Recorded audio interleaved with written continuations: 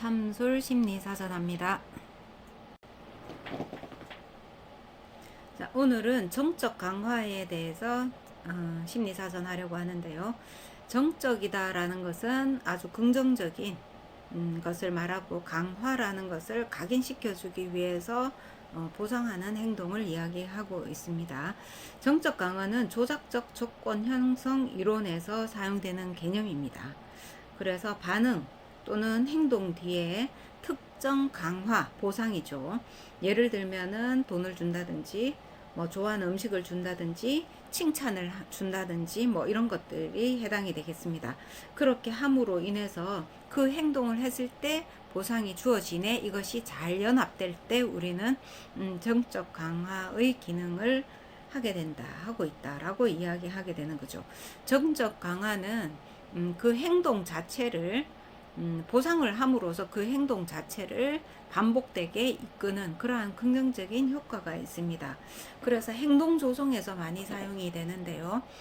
예를 들어서 어떤 아이가 자기 신발을 잘 정리하였을 때 신발 정리에 대해서 칭찬을 한다든지, 아니면은 금전적인 보상을 한다든지, 그 아이가 좋아하는 음식을 준다든지, 이렇게 행동 뒤에 바로 다른 어떤 텀이 적은 상태로 바로 즉시 그 강화가 주어지게 되면은, 그 아이는 신발 정리에 대한, 강화에 대한 개념보다는 신발 정리가 바로 자기 자신을 더 인정받게 하고 칭찬받게 하고 자기 자신을 긍정화하게 된다라고 생각을 하게 되면서 신발 정리를 하는 행동을 더 많이 하게 된다라는 것입니다.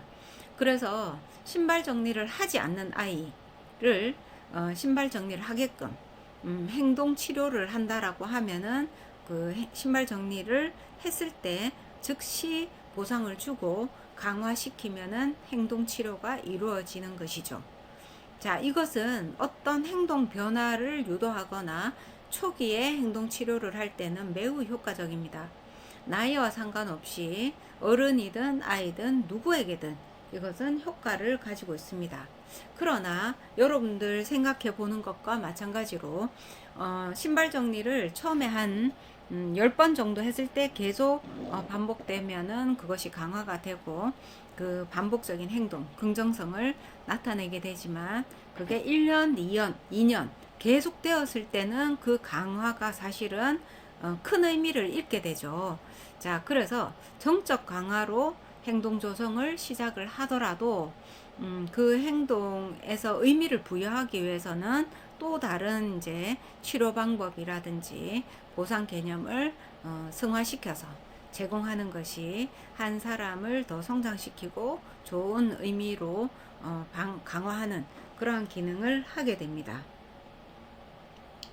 특히 이러한 경우에는 제공되는 강화물을, 보상물을 우리는 강화인이다 라고 이야기를 하게 되는데, 정적으로 긍정적 행동을 했을 때만 우리가 강화를 하고 있기 때문에 긍정적 강화라고 이야기를 붙이게 되고, 반대로 부정적인 행동을 했을 때는 이 강화가 오히려 부정적인 행동을 더 반복하게끔 만들어지는 것이죠. 자, 여러분들 생각해 보면 우리가 그 아이가 정해진 시간 안에 공부를 하고 있을 때는 당연하게 좀 여기는 경향성이 있습니다.